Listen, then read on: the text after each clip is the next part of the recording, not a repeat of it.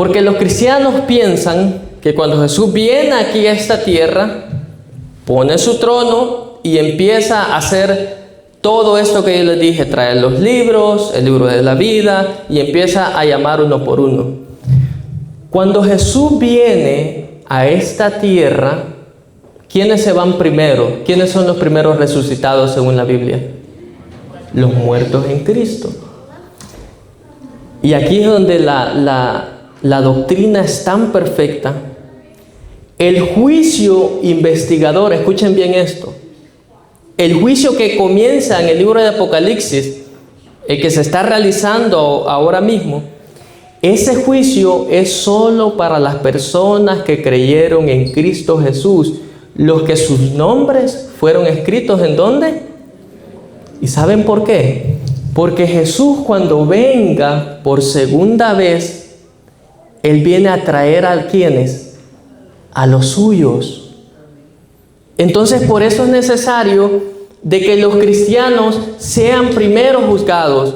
Y Pedro lo dijo, el juicio comienza primero por la casa de Dios. Entonces, los hijos de Dios son los primeros que son juzgados. Porque cuando Jesús viene, no lo voy a leer, pero en el libro de Apocalipsis y en el libro de Mateo, dice que Él trae un galardón consigo. Es decir, cuando Jesús viene a esta tierra, Él ya sabe quién se salva y quién se pierde. Él viene a traerlos. Él no viene aquí y va a empezar un juicio, no. Él ya trae un galardón, Él ya trae una recompensa y viene a recompensar, dice en la Biblia, a cada uno según haya sido sus obras.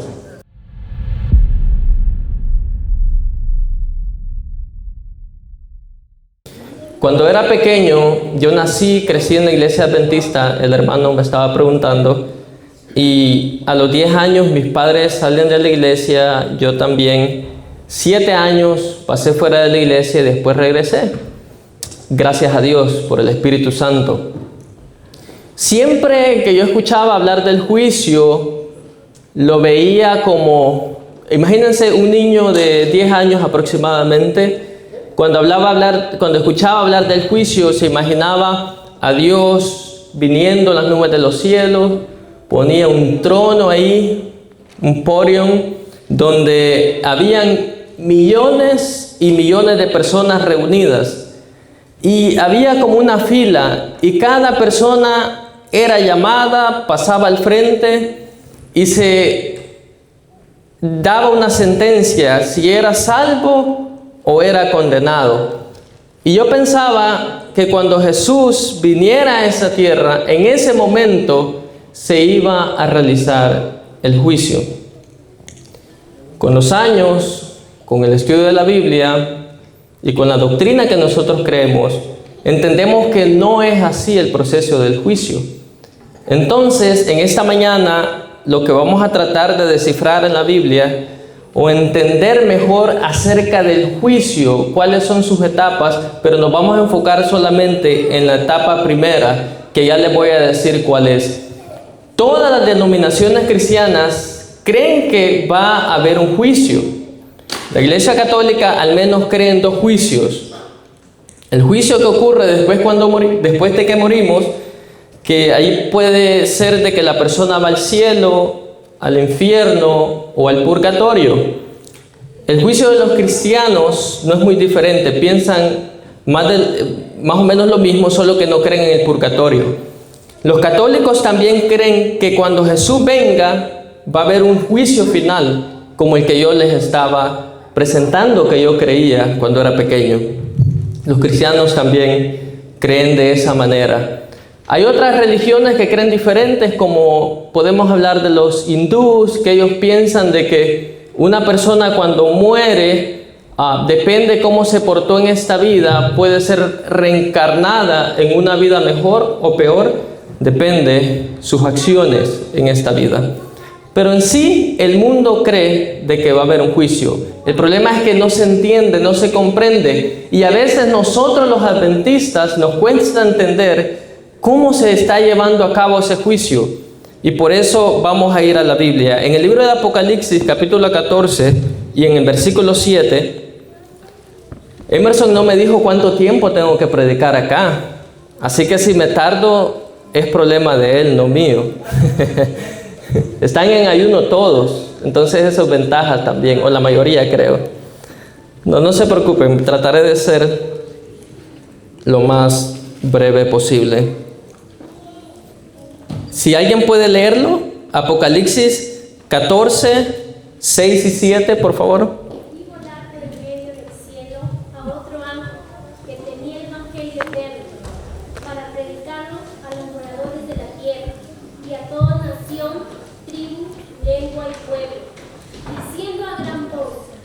Temed a Dios, darle gloria, porque la hora de su juicio ha llegado, y adorad a aquel que hizo el cielo y la tierra, el mar y las fuentes de agua. Amén. Nuestra iglesia enseña y cree el mensaje de los tres ángeles, ¿verdad? En el mensaje del primer ángel encontramos de que ahí dice, miren, hay un contexto de que el evangelio se está predicando. Y cuando ese evangelio se está predicando, dice, la hora de su juicio ha llegado. Y eso se anuncia antes de que venga el segundo mensaje y el tercer mensaje de Apocalipsis 14. Entonces, eso nos dice de que hay un juicio previo, y de eso quiero hablar yo en esta mañana. El juicio de Dios no es muy diferente al juicio que llevan las personas aquí en la tierra. No sé si alguno de ustedes alguna vez han ido a juicio. Yo nunca he ido, gracias a Dios, ni espero ir nunca. ¿No? ¿Nunca? Ok. El juicio terrenal aquí tiene tres etapas. Tiene una etapa que es la investigación, que es donde los abogados presentan las pruebas si la persona es inocente o no, y reúnen toda esa. Viene una investigación. Después de que ocurre esa investigación, el juez dicta una sentencia. Después de eso, cuando el juez dicta esa sentencia, después viene la ejecución de la sentencia. Déjenme decirles de que el juicio de Dios no es diferente. En el juicio de Dios, Él primero hace una investigación, después viene una sentencia, y después viene la ejecución de esa sentencia. Hay tres pasos en el juicio, que ya lo dije, que es investigación, sentencia y ejecución. ¿Cómo lo hace Dios? Lo hace antes de la segunda venida. Hay un juicio de investigación, y después, durante los 1000 años, porque recuerden que los justos vamos al cielo por 1000 años, ahí se ejecuta la sentencia. No voy a hablar quizás de esos 1000 años, pero en el cielo, bueno, Pablo dijo de que nosotros vamos a juzgar al mundo y a los ángeles. ¿Saben qué significa eso? Que durante esos 1000 años los salvados van a tener acceso a los informes para ver si esas personas que se perdieron fue justo el juicio de Dios. Pero ese no es mi tema en esta mañana. Después de los 1000 años viene entonces la ejecución de la sentencia, que está en Apocalipsis 20, ¿verdad? Donde dice que fuego descendió del cielo y los consumió a todos. Así que vamos a ver esa primera etapa del juicio investigador. Para entender el juicio investigador necesitamos ir al libro de Génesis capítulo 2, versículo 7. Vamos a ver cómo el hombre fue creado para entender más acerca del juicio. Génesis capítulo 2 y el versículo 7.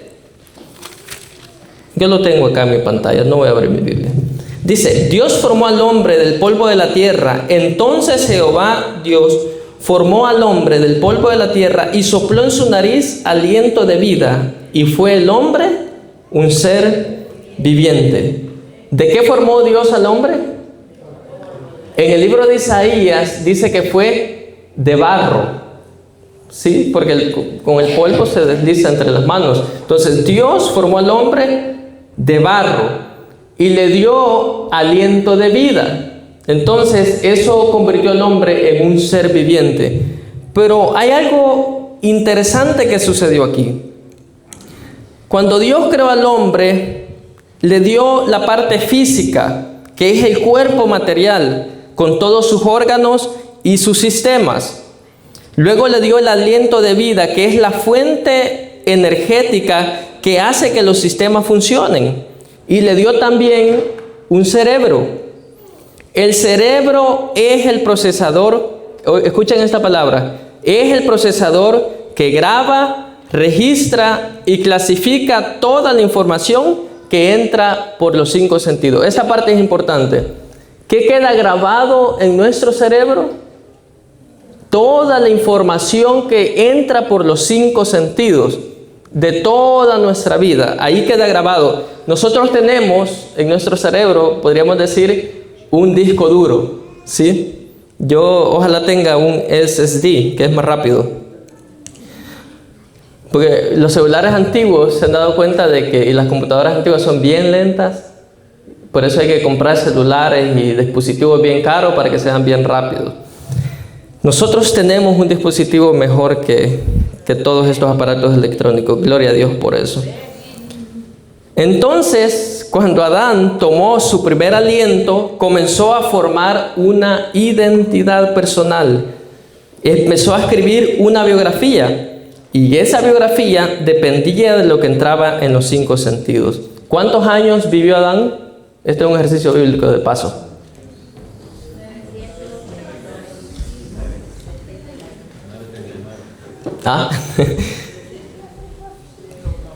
Anduvimos cerca, 930 años. Digamos que la vida de Adán, para que yo tengo mi cámara acá. Cuando empecé el sermón, yo empecé a grabar un video, ¿sí? Solo que esa cámara se le va a acabar la batería y se le va a acabar el espacio de la memoria. Cuando Adán empezó a vivir, cuando Dios lo creó, desde ese momento empezó a grabarse prácticamente toda su vida, ¿sí? ¿Por cuántos años? 930 años. Es una larga biografía. ¿Y qué estaba guardado en el cerebro de Adán? Toda la información que entró por los 5 sentidos.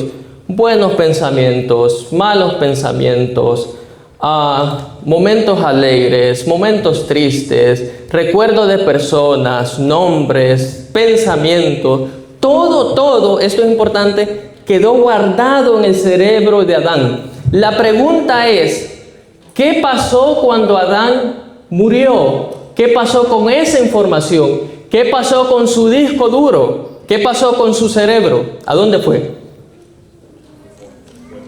Según la Biblia, cuando uno muere dice que fue puesto en el olvido. Hasta su memoria, dice Eclesiastés, es puesta en olvido. En el libro de Salmos dice que los pensamientos perecen. ¿Sabe qué dice Eclesiastés 9:4? Dice, aún para los que están entre los vivos hay esperanza. Más vale perro vivo que león muerto. Los vivos, versículo 5, los vivos saben que han de morir, pero los muertos nada saben. Y su memoria es puesta en el olvido. Es decir, cuando Adán murió a los 930 años, su memoria quedó cerrada. Es como cuando yo deje de grabar con la cámara, así mismo Adán dejó de grabar su vida, si lo podemos comparar de esta manera. Estoy hablando del juicio, pero no lo estoy haciendo en el sentido de investigar en qué fecha comenzó, sino que vamos a tratar de entender cómo se está realizando ese juicio. Por eso estoy hablando yo de esto. Entonces, cuando Adán murió, su memoria es puesta en olvido. En la Biblia dice que los muertos nada saben, es decir, él se fue al descanso. Entonces, su identidad personal o biografía estaba en su cerebro y por lo tanto cuando el cerebro murió se desintegró. Su biografía también tiene que haberse desintegrado, ¿no es así? ¿Es así o no? ¿Se desintegró? ¿Dónde está guardada entonces? Si no se fue si mi cámara hoy se cae y se destruye, ahí pierdo mi información. Peor si se quiebra la memoria. Eso le pasó a Adán con su cerebro, se destruyó, se desintegró pero ¿dónde quedó guardada esa información? No me van a decir en la nube. Voy a decir ¿cuántos pagan por storage en la nube cuando ya no le caben las fotos? Lo obligan a uno. Eso es tremendo. Ayer me cayó un mensaje de Google porque tengo muchos Gmail, fotos y no sé qué más, y que me daban un deal por 3 meses para tener más storage en la nube. Y después hay que seguir pagando por toda la vida prácticamente. Dios, cuando una persona muere, guarda toda esa información. ¿En dónde lo guarda? Les voy a decir algo interesante. Ok, buena respuesta, porque la Biblia sí dice. En la Biblia habla que hay, al menos menciona 3 libros. El libro de la vida, el libro de las memorias, dice Malaquías 3:16 creo, y habla el libro de pecados. Cuando yo veo toda la tecnología, a mí me fascina la tecnología, he llegado a la conclusión, escúchenme bien, y esto es una opinión personal, de que Dios en realidad no tiene guardada esa información en libros. ¿Cuánto espacio necesitaría Dios solo para guardar los 930 años que Adán vivió? Si está escrito en libros, ¿se pueden imaginar cuánto? No sé. Y ahí está anotado cada detalle. Al ver hoy día de que en una memoria tan pequeña se puede grabar tanto, guardar tanta información. Es más, yo no creo ni que Dios tenga necesidad de algo físico para guardar esa información. Yo más bien creo que todo eso está, si leen el conflicto de los siglos, dice de que al final del tiempo, en forma panorámica, es como ir al cine y ver en 3D. Las personas van a ver su vida relatada y van a ver todos los momentos que despreciaron seguir a Dios. Entonces, eso me lleva a pensar de que Dios tiene un sistema mejor donde Él guarda toda esa información y está tan detallada que en la Biblia dice que hasta cada cabello está contado. ¿Por qué los escritores bíblicos dijeron de que esa información estaba escrita en libros? Obvio, solamente había libros en aquel entonces. No había otro sistema para guardarlo. Yo les aseguro que si ellos hubieran nacido en este tiempo, ellos hubieran escrito allí, Dios tiene guardada esa información en algún disco o lo que sea, pero está guardada. Vamos a ver la diferencia entre el libro de la vida, el libro de las memorias y el libro de pecado. Al libro de la vida se le menciona como el libro singular, pero también en la Biblia menciona al libro de memoria y al libro de pecado como libros plural. Vamos a ver primero qué se escribe en los libros de memoria y de pecados. Segunda de Corintios capítulo 5 versículo 10. Recuerde que estamos contestando la pregunta, ¿qué pasó con la biografía de Adán? ¿Qué pasó con esa información que él escribió prácticamente o vivió en esos años? Segunda de Corintios 5:10. Mire cómo nuestras obras están registradas allí.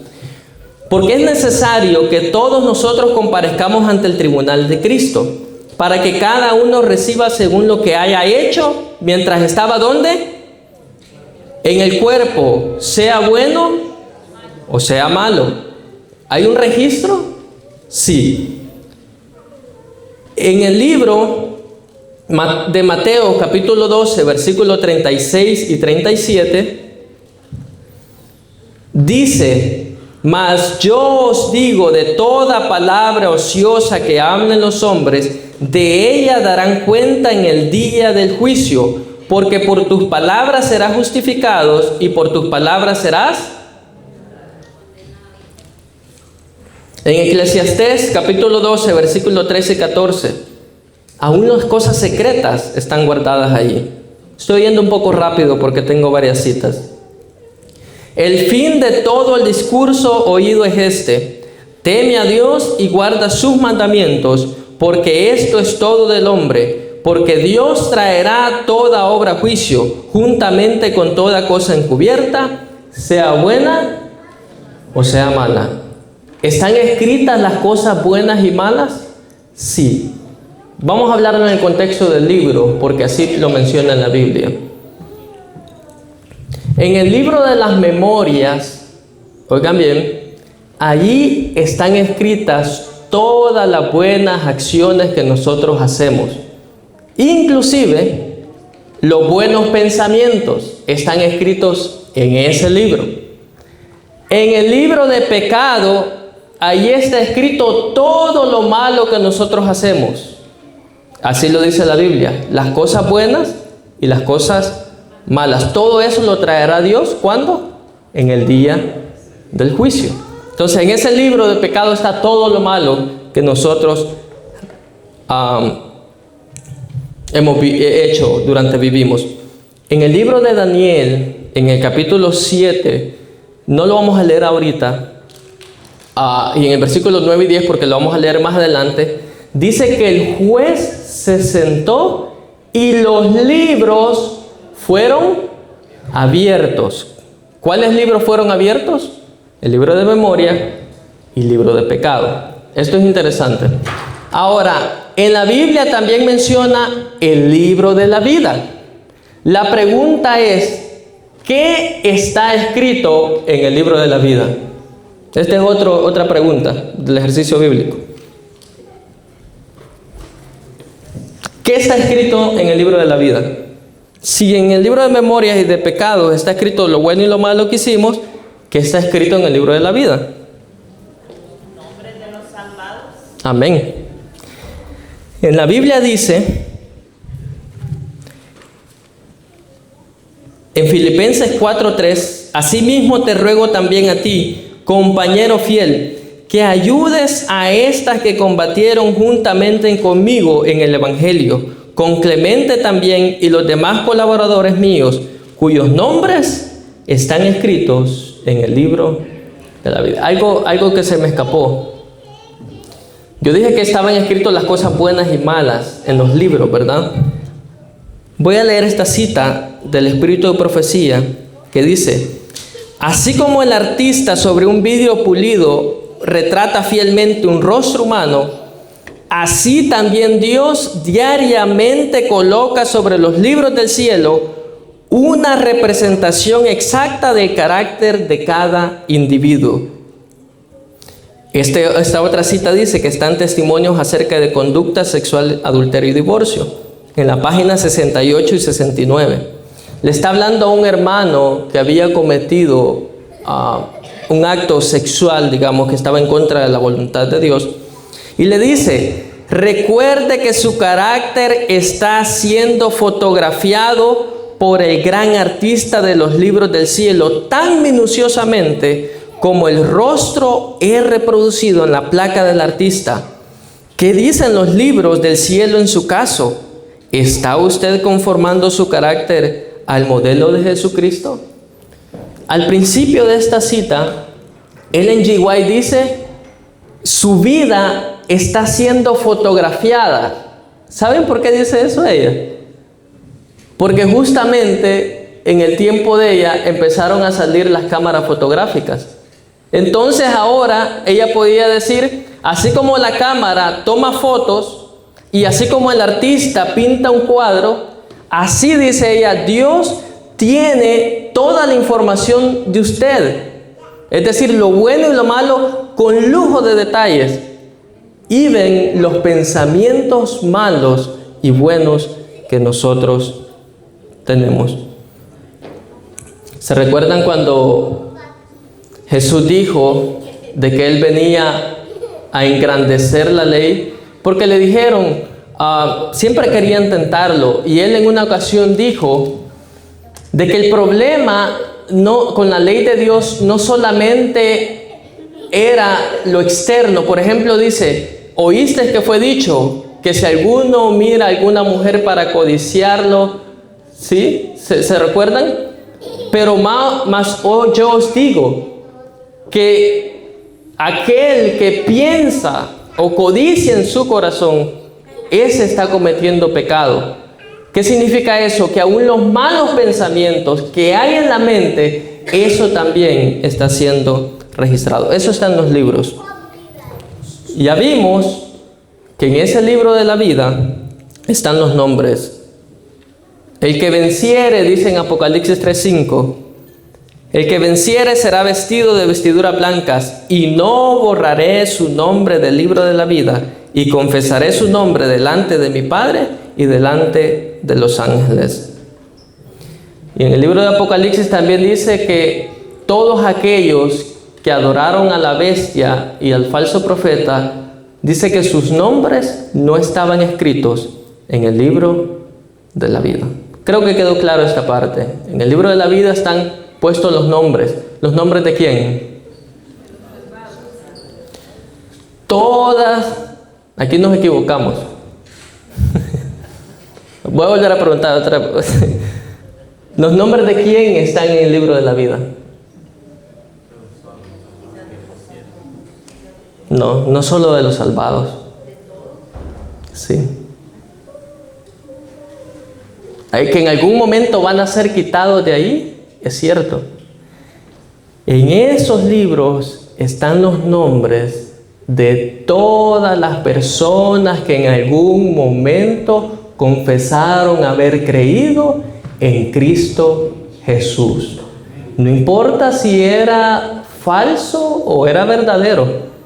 Todo el que un día se bautiza y dice yo acepto al Señor Jesús, no importa lo que esa persona con el interés que lo haga, automáticamente su nombre es puesto en el libro de la vida. ¿Y si se sale de la iglesia esa persona? ¿Creen ustedes que Dios está así en el cielo con un lapicero? Él está, ok, Jorge, yo me salí a los 10 años de la iglesia porque mi mamá se salió y a los 7 años regresé, a los 17 años. Me bauticé en el 2007 y después me bauticé en el 2015. Cuando yo me bauticé en el 2007, mi nombre, Dios lo escribió en el libro de la vida. Cuando me salí en el 2010, ustedes piensan que Dios agarró el borrador y dijo, ok, lo voy a borrar porque se salió, como hacemos en la iglesia. No estoy diciendo que eso está malo, pero... Y después en el 2015, cuando yo volví a entrar, y volvió a agarrar el lapicero, ok, este regresó otra vez, lo voy a volver a poner. ¿Y esa gente que se bautiza 5, 4 o más veces? No. Dios toma en cuenta la única vez o la primera vez que usted aceptó a Cristo Jesús. Y ya lo vamos a ver con la Biblia. Eso es muy importante entenderlo. No solo de los salvados está el nombre ahí. Miren lo que dijo Pablo en 2 Corintios 5:10. Pueden abrir sus Biblias, les voy a dar espacio en esta ocasión. Una vez yo hablaba con un hermano de otra iglesia. Él era, creo que pentecostal, si no me equivoco. Y hablábamos del juicio y él me dice, los cristianos no vamos a ser juzgados. Yo le dije, claro que sí. Que no vamos a ser sentenciados a muerte, es cierto, pero vamos a ser juzgados. Y Dios me recordó esta cita bíblica. Pablo dijo, porque es necesario que todos nosotros, ¿se incluyó él? Sí, Pablo dijo, todos nosotros, también yo, comparezcamos ante el tribunal de Cristo para que cada uno reciba según lo que haya hecho mientras estaba en el cuerpo, sea bueno o sea malo. Los cristianos vamos a pasar por un juicio. La pregunta es, ¿cuándo comenzó ese juicio que menciona en el libro de Daniel y en el libro de Apocalipsis? Nosotros creemos que ese juicio comenzó en 1844 y no me voy a detener en eso, pero hay una profecía de Daniel 8:14 que habla de las 2300 tardes y mañanas. Dice que al final de ese tiempo el santuario sería purificado.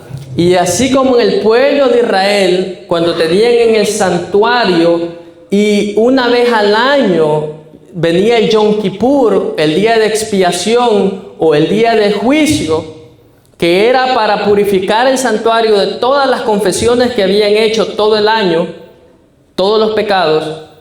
Asimismo, Dios en el cielo empezó un juicio en 1844. Nosotros no entendemos eso, pero yo no voy a hablar de esa fecha. Cuando Jesús venga por segunda vez, ¿por qué es importante esto?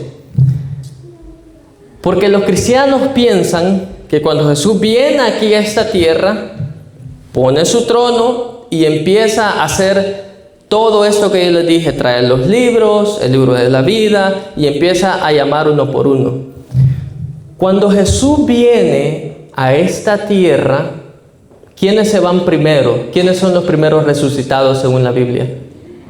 Los muertos en Cristo. Y aquí es donde la doctrina es tan perfecta. El juicio investigador, escuchen bien esto, el juicio que comienza en el libro de Apocalipsis, el que se está realizando ahora mismo, ese juicio es solo para las personas que creyeron en Cristo Jesús, los que sus nombres fueron escritos ¿en dónde? ¿Y saben por qué? Porque Jesús, cuando venga por segunda vez, Él viene a traer a quienes, a los suyos. Entonces, por eso es necesario de que los cristianos sean primero juzgados.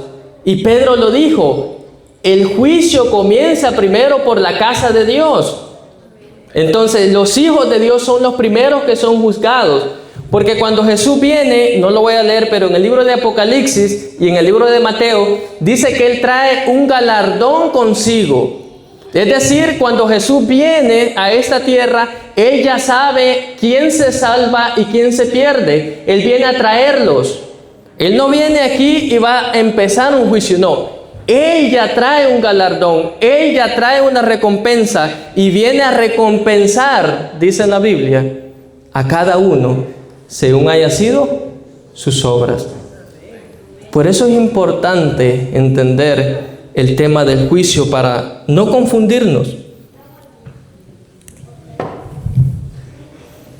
¿Se está entendiendo hasta aquí? ¿No soy muy perdido? ¿No? Ok. ¿Quién fue la primera persona? Porque recuerden que en el año 1844 el juez se sentó y los libros fueron abiertos. Me hubiera gustado estudiar Daniel, pero va a tomar mucho tiempo solo ahí. Explicar que está en un contexto después de que el cuerno pequeño gobernó por 1260 años. Después de eso dice que el juez se sentó y los libros fueron abiertos. Pero no voy a entrar en eso. El punto es, ¿quién fue la primera persona? Se le voy a poner más fácil. La cual fue escrita en el libro de la vida. ¿Quién fue el primero que se arrepintió y dijo, yo acepto la sangre de Cristo Jesús, voy a seguirle? Adán y Eva. El juicio investigador, según el espíritu de profecía y la Biblia, comienza con los primeros que vivieron en la tierra. Y comienza primero con los que están muertos. Y después, sí, algunos creen que es Abel, pero eso no lo dice el espíritu de profecía, sino dice que los primeros que vivieron en esa tierra, yo tengo la cita acá, se lo voy a leer rapidito. A medida que los libros de registro se van abriendo en el juicio, la vida de todos los que hayan creído en Jesús pasan ante Dios para ser examinadas por Él. Empezando, dice, con los que vivieron primero en la tierra. Nuestro abogado presenta los casos de cada generación sucesiva y termina con los vivos. A veces pensamos que fue Abel, porque Abel fue el primero que murió. Pero si analizamos mejor, nos damos cuenta de que el primero que se arrepintió fue ¿quién? Entonces, Dios hace esto. En 1844 esto pasó. Dios dice, el juez se sentó y dice, tráigame los libros. Y traen el libro de la vida. En el libro de la vida están los nombres de las personas que se arrepintieron. Él abre el libro y empieza, ok, los primeros que se arrepintieron fueron Adán y Eva. Vamos a ver. Aquí dice Adán pecó y se arrepintió, entonces su nombre está aquí. Él va a decir, tráiganme a Adán. La pregunta es, ¿dónde estaba Adán en 1844, cuando el juicio comenzó? ¿Dónde estaba? Bien muerto, desintegrado, polvo ya. Entonces, miren Dios cómo va a realizar ese juicio. Ausente en el cuerpo, los que murieron antes son juzgados. Pero recuerden de que toda su biografía, todo lo que él vivió, lo bueno y lo malo que hizo, ¿dónde están? En los libros de memoria y de pecado. Entonces Dios dice, aquí está Adán, vamos a revisar los libros. Y en la Biblia dice de que las personas son juzgadas por las cosas que estaban escritas, ¿dónde? ¿Según qué? Según sus obras. ¿Son importantes las obras? ¿Sí o no? No para salvarnos. ¿Saben por qué? Porque allí en ese libro de la vida está el nombre de Adán, pero cuando traen los otros libros, allí se confirma si en verdad Adán había creído en Jesús o no. ¿Por qué? Por sus obras. ¿Cómo vivió Adán después que se arrepintió? Tuvo su vida íntegra. Entonces Dios dice, oh, por las obras puedo notar de que él en realidad se arrepintió. Y su nombre, por lo tanto, se queda en el libro de la vida. Pero ¿qué pasa en el caso de Caín? Dios trae el registro de Caín y dice, bueno, aquí está el nombre de Caín. Se arrepintió, pero después que se arrepintió, él apostató de la fe, se salió, se alejó de mí y nunca más regresó. Y eso está escrito aquí en los libros. Entonces Dios dice, tengo que borrarlo. Y ese es el proceso del juicio investigador. Dios está trayendo a todas las personas que murieron desde Adán hasta nuestra generación. Y va a llegar un punto donde todos los muertos han sido juzgados y nosotros, si estamos vivos aún, vamos a ser juzgados en vida. ¿Sí? Porque Dios tiene un registro allá en el cielo de todo lo que nosotros estamos realizando.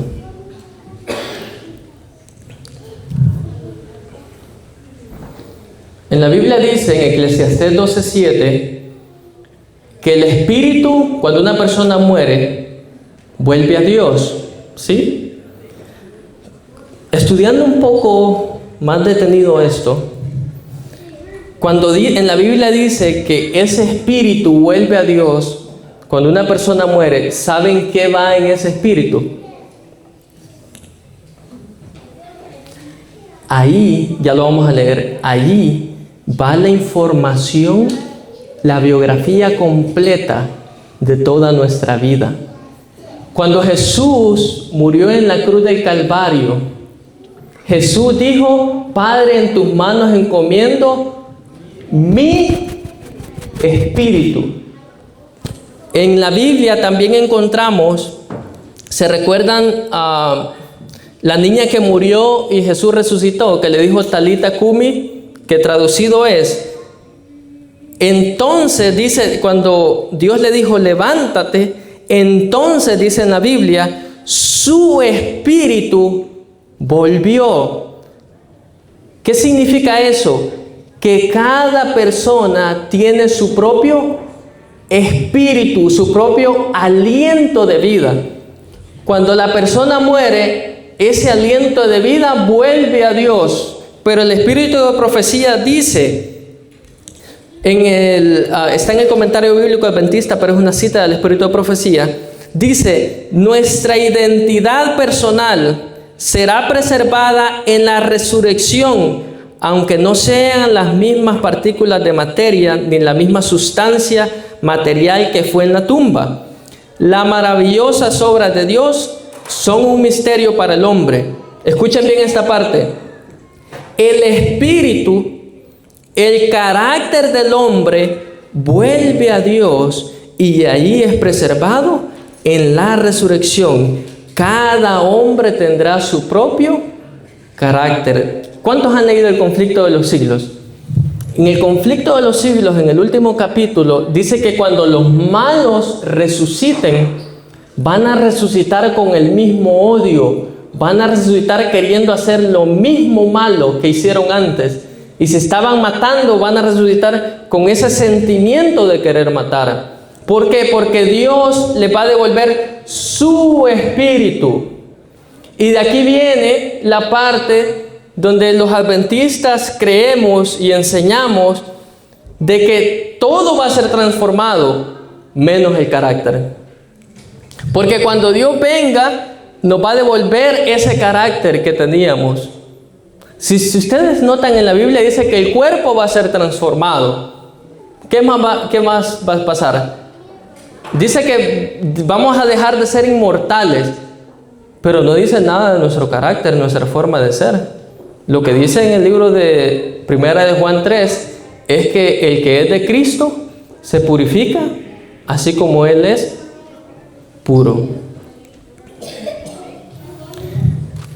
Entonces, en 1844 comenzó ese juicio.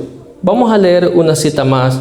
En el libro de Apocalipsis, en el capítulo 20, versículo 11 al 15.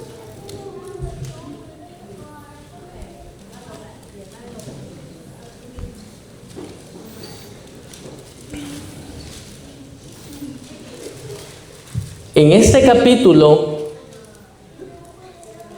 la Biblia menciona cómo se va a llevar el juicio al final de los 1000 años. ¿Cómo se va a realizar el juicio? Con los impíos. Pero esto que se menciona, lo que vamos a leer ahorita, es lo que está pasando también ahora mismo, lo que yo les estaba mencionando.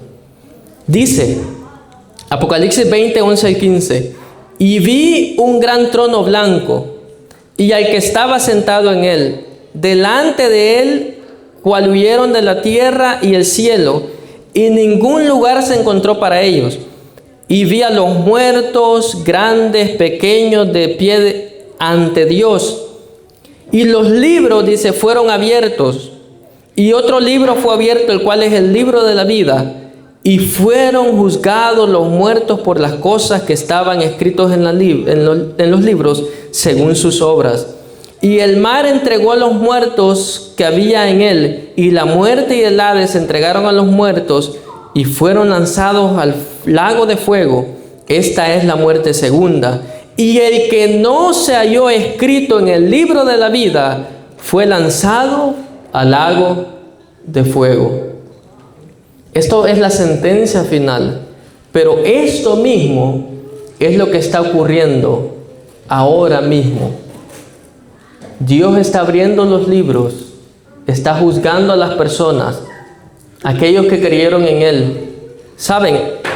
Aquí dice que Dios abre los libros y fueron lanzados al lago de fuego, y los que no estaban escritos, ¿dónde? En el libro de la vida. Dios va a traer frente a esta persona y le va a decir, tu nombre no está aquí. Tú nunca aceptaste a Jesús. Y si lo aceptaste, no viviste como una vida de salvado. Por eso tu nombre se tuvo que borrar. Es importante, hermanos, que nosotros tomemos en serio el tema del juicio investigador. Que nuestra vida en cualquier momento va a ser pasada delante del juicio. ¿Y por qué Dios nos va a juzgar? No es por venir los sábados y decir, Señor, yo te amo, yo canto, o decir, no, es que yo creo en Jesús, dice la gente, y yo pongo a Jesús en primer lugar en todo. Sí, pero cuando le sale un trabajo en sábado, se va y pone a Jesús en primer lugar en todo. Eso está guardado ahí. Y no es que Dios va a decidir este sí, este no. Es por los libros. Aquí está. Tú lo aceptaste a Dios, pero en realidad no lo amabas. En realidad no lo pusiste en primer lugar. ¿Por qué? Por tus obras. ¿Sí me entiendes? Las obras no te salvan, pero en las obras se demuestran en realidad si has aceptado la sangre de Cristo Jesús, la salvación. Martín Lutero, con eso terminó, tuvo un sueño. Algunos creen que fue una visión, donde Satanás tenía una lista en la mano frente a él.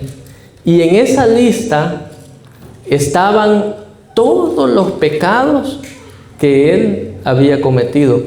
Y cuando Martín Lutero vio eso, se quedó asustado, porque ahí decía en una lista todo lo que él hacía, y se sintió muy triste.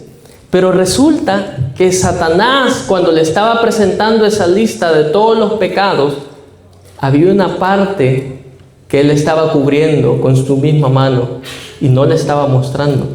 Y Martín Lutero le dijo, quita tu mano. Y él no la quería quitar. Y Satanás insistió y le dijo, no, no la voy a quitar. Y él le dijo 3 veces, quita tu mano. Y cuando él finalmente quitó la mano, a la par de cada pecado estaba la palabra perdonado.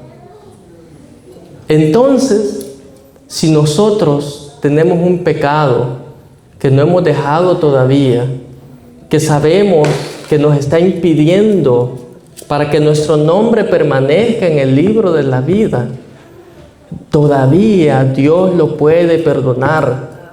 No sé si aquí hay un ex adventista, su nombre todavía está en el libro de la vida. No importa cuántas veces se salió, entró, y la gente dice, no, yo no quiero jugar con las cosas de Dios. Yo no voy a estar saliendo ni entrando. Todo eso va a estar grabado ahí, va a haber un reporte. Jorge salió, entró, pero en los últimos años de su vida se quedó. Y fue fiel, y se arrepintió de corazón por todas las veces que cayó. Pero si Dios nos encuentra saliendo y entrando, tampoco piense que se va a salvar. Porque por ahí hay unos predicadores famosos que dicen, no, y si caes, levántate. Y si caes, levántate. Pero ¿cuándo se va a mantener levantado también? Claro, hay que levantarse, pero mantenerse. El que persevere hasta el fin, ese será salvo. El que no persevere, no. O hay gente que tiene planeado que el día que se vaya a morir, en ese día se va a arrepentir. Probablemente ni oportunidad va a tener, y aunque tenga oportunidad, usted ya está poniendo eso, y Dios sabe si me voy a salvar, dice la gente. Dios quiere que nos salvemos, ella proveyó todo para salvarnos. Le queremos dejar la decisión a Dios, ¿y saben por qué? Porque queremos vivir nuestra vida, la que nosotros queremos, pero ya cuando nos vamos a morir, ahí sí, Señor, yo te voy a aceptar. Ahora es el tiempo que nosotros podemos arrepentirnos. Y así como Martín Lutero, que aunque nuestros pecados nos acusen, puede escribirse a la par de ese pecado que Dios nos ha perdonado. No sé cuál es el pecado que usted tiene. Estudiando este tema, me sentí muy triste. Y Martín Lutero fue también el que dijo de que cuando me veo a mí mismo, no veo cómo salvarme.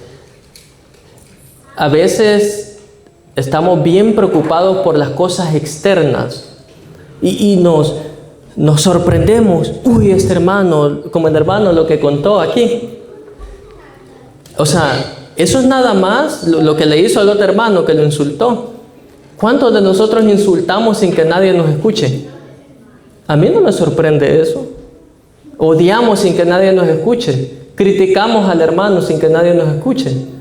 Eso está siendo registrado en el cielo. Pidámosle a Dios para que Dios nos ayude, para mantenernos fieles y que nuestro nombre permanezca en el libro de la vida. ¿Cuántos quieren que su nombre permanezca en el libro de la vida? Yo quiero que permanezca allí, la de mi familia, la de mis hermanos. Vamos a cantar, vamos a ponernos en pie y vamos a cantar ese hermoso himno que dice: los tesoros del mundo no deseo juntar,